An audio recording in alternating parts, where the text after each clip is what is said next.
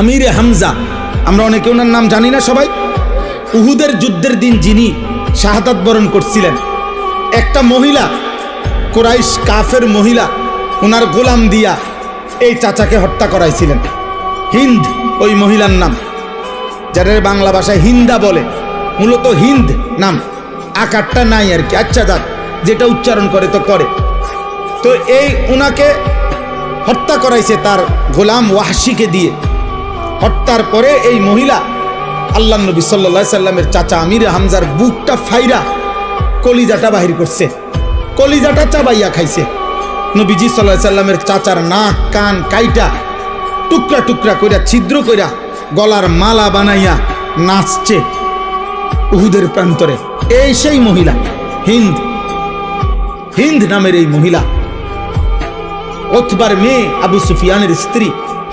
কিন্তু মক্কা বিজয়ের পরে রাসূলুল্লাহ সাল্লাল্লাহু আলাইহি সাল্লামের হাতে খোদার কসম এই নারী কালেমা পড়ে মুসলমান হয়েছে, এই মহিলা।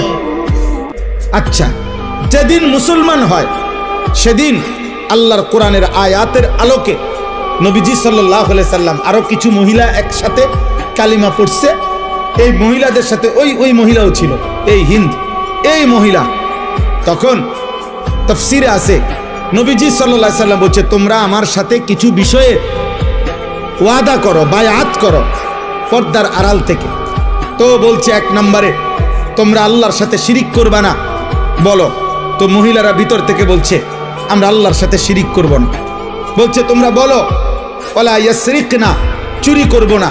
তারা বলছে, আমরা কখনো চুরি করব না।